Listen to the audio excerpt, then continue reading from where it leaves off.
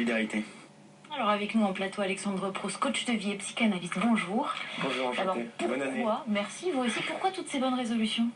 Alors c'est peut-être l'occasion aujourd'hui, une grande messe, tous ensemble, toute la planète ensemble prend la pression de se regarder en face dans un miroir et se demander est-ce que vraiment ma vie est en accord avec mes principes, avec mes valeurs, mes croyances. Alors ça fait beaucoup de choses différentes.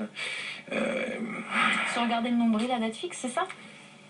Se regarder dans la glace plutôt que de se regarder le nombril. Ou regarder si les actes sont en cohérence avec le cœur, j'ai envie de dire. Alors justement, Alexandre Proust, on dit, hein, on prend beaucoup de résolutions, on est souvent enjoué le 1er janvier, on dit je vais faire ça, je vais faire ça, je vais faire ça, mais est-ce qu'on les respecte finalement? Alors ça dépend si l'inconfort de se regarder dans la glace et de ne pas y trouver ce qu'on a envie d'y trouver dure plus longtemps que le lendemain de fête. C'est-à-dire, ce qui pousse au changement paradoxalement, c'est l'inconfort. Et le changement lui-même est un inconfort. Donc, pour parler simplement, pour changer, il faut en avoir marre. Voilà.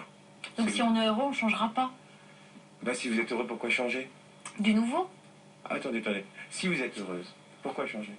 Alors justement, quand sait-on si on est heureux ou pas? Est-ce qu'il y a des degrés? Comment on le ressent? Est-ce qu'il y a des degrés de bonheur? Probablement. Des paliers, peut-être aussi. Une réponse pour chaque personne, pas de réponse toute faite, surtout pas. Jamais, il n'y en aura pas. Qu'est-ce que vous conseillez aux personnes qui viennent vous voir? Est-ce qu'il y a des marqueurs de bonheur? Alors, est-ce que je conseille déjà? Non, je ne conseille pas. Ça, c'est le rôle de l'expert.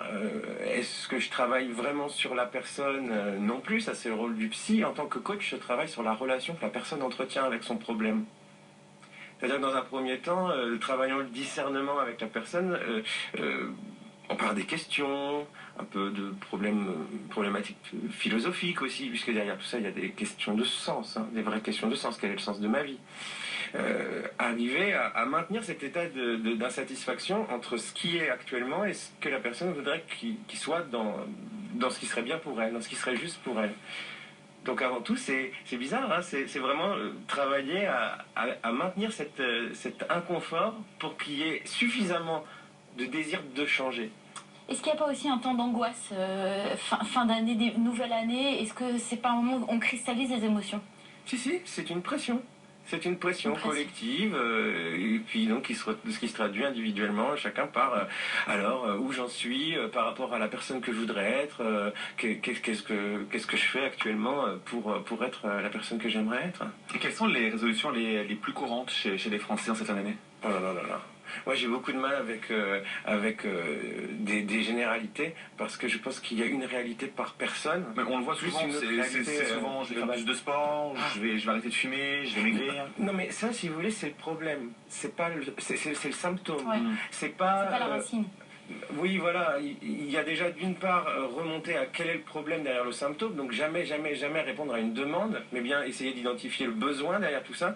Et puis, au final, c'est pas l'objectif en lui-même, en termes d'avoir, qui est important. C'est vraiment qu'est-ce que cet objectif va m'apporter de plus essentiel pour moi en termes d'être.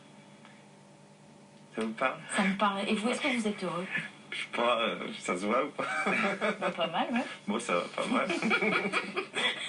Est-ce qu'il y a un don pour être heureux finalement?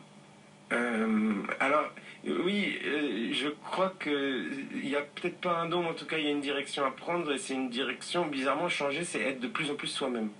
Eh bien, merci beaucoup. On vous souhaite une très très bonne année 2013. Ah, merci vous aussi. Et plein de bonheur. Pareil. Merci à vous d'avoir été avec nous en direct sur BFM TV. Vous restez avec nous.